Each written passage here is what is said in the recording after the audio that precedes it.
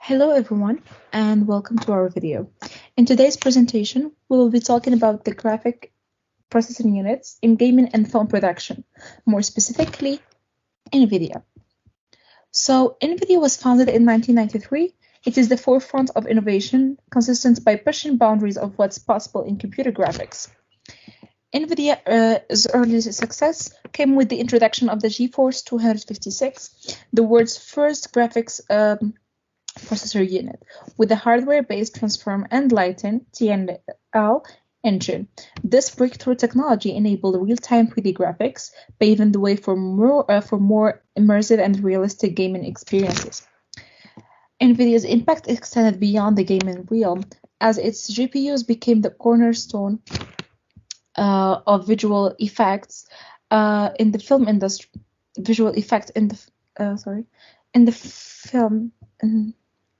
In the film industry. The GeForce 3 introduced features like Shader Model 2.0, enabling filmmakers to create stunning visual effects that were previously impossible. In 2018, NVIDIA unveiled real-time ray tracing with the introduction of the GeForce RTX series GPUs. Now, what is the architecture of this GPU? So the GPU is comprised of a set of streaming multiprocessor (SM), and each SM is comprised of several stream processor (SP) cores, as shown for the NVIDIA's Fermi architecture. The GPU resources are controlled by the programmer through the CUDA programming model. Now, you may ask what's CUDA, and it stands for the Compute Unified Device Architecture, which is a parallel computing platform and application programming interface developed by NVIDIA for general-purpose computing on GPUs. It allows developers to write programs that can be executed on the GPU, which can significantly improve performance for computationally intensive tasks such as graphics, processing, and scientific computing. CUDA can be used to accelerate the execution of shaders by allowing developers to write them in a parallel language such as C or C++, and this allows the code to be executed on multiple GPU cores simultaneously, which can significantly improve performance. CUDA can be also used to accelerate ray tracing by allowing developers to offload the calculation on the GPU, which can also improve the performance of ray tracing applications. And now we will move to shaders. So shaders are programs used to define the appearance of 3D models. They can be used to control the lighting, texture, color, and other aspects. Shaders come in different forms: vertex shader or fragment shaders. So first, vertex shaders.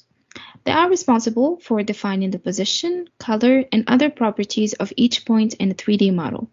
They are usually used to transform and manipulate the geometry. So in this example, we have an image of before and after changes have been made by the vertex shader.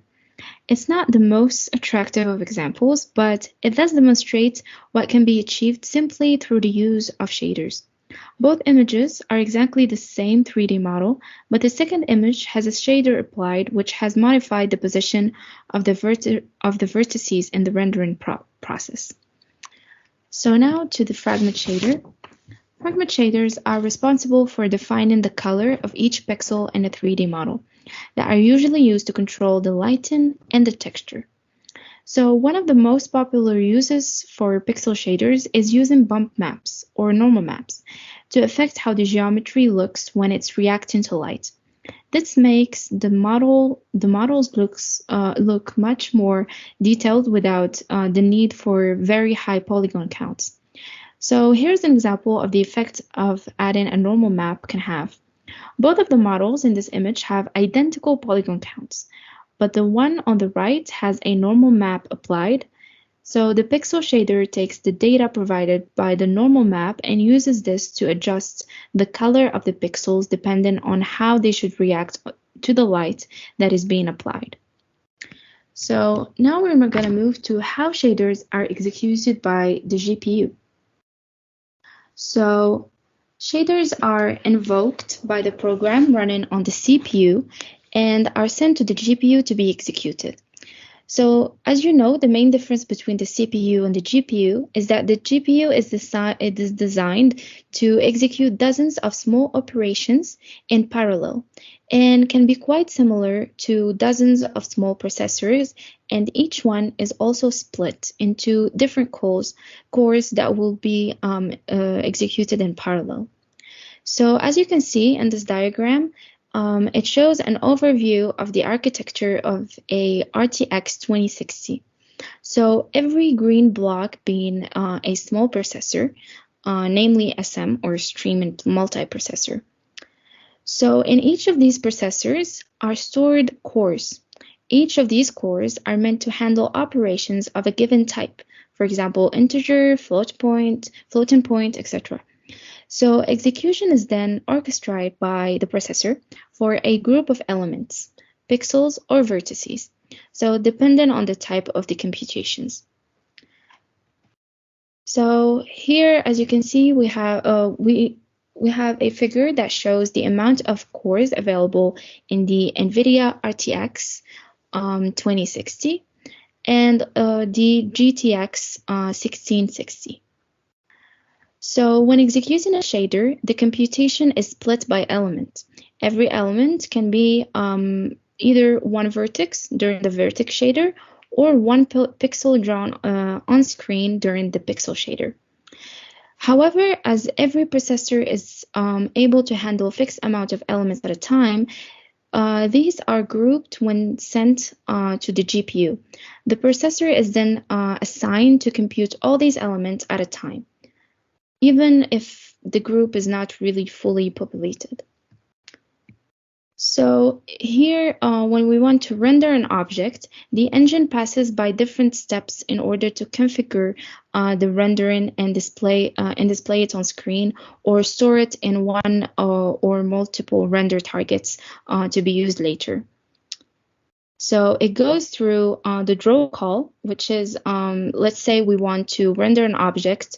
The game engine has loaded the geometry, also has a currently rendering camera, and finally wants a shader to render the object. So first, the game engine will issue a command for your GPU to start rendering the object. For this, it will upload the shader code to the graphic card.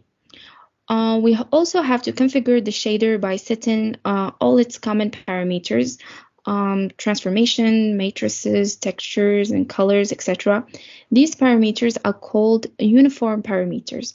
Why uniform? Because when working with shaders, there are values that can differ from a pixel to another, and values that are set only once for all the shader.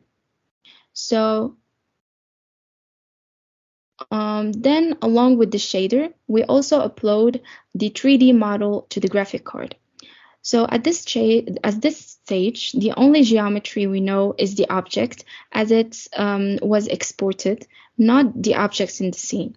So the geometry contains a list of vertices and a layout to be rendered. So then we have the vertex shader. In the general case, a standard vertex shader will be executed to compute the position of the geometry according to the mesh position in the levels world, according to the camera position in space. Then project the result on the 2D screen. Then we have the rasterization.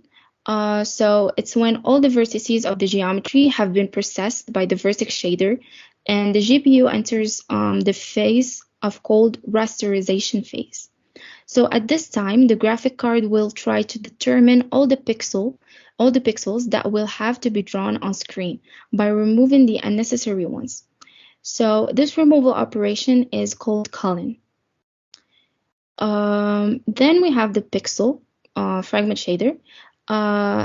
When the rasterization phase is over, the pixel shader is run. So for each pixel candidate that has succeeded to the rasterization phase is about to be drawn on screen. So the pixel shader actually computes the final value, often a color, that will have to be rendered.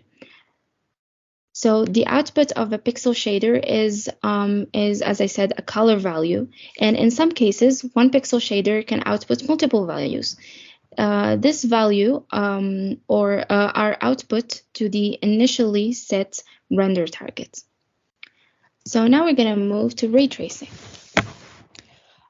Ray tracing is a rendering technique that simulates the way light travels through a scene. It works by casting rays from the viewer's eye into the scene and calculating the way those rays interact with the object in the scene. This allows for creating incredibly realistic and detailed graphics, particularly when it comes to reflections and shadows. Now, I will let you guess if that's real or ray tracing. Well, if you guess that this is real, then you guess it wrong. And this is okay because it only shows how powerful this technology is. And it has been used in many movies. And if you've seen any of these movies, you know for a fact what made this possible is the big budget productions that have the luxury of lots of money to render those effects on large server farms, a process that can take months and uses much more computationally intensive techniques with many bounces for each photons and a huge number of light rays coming from each source.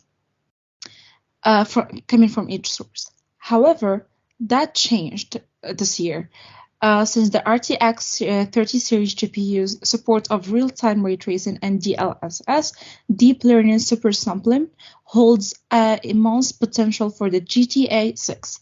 Real-time ray tracing could revolutionize the way the game world is rendered, creating incredibly realistic lighting effects, shadows, and reflections. And this would bring Los Santos, the fictional city in which GTA 6 is rumored to be set, to life in ways never before possible. And thank you.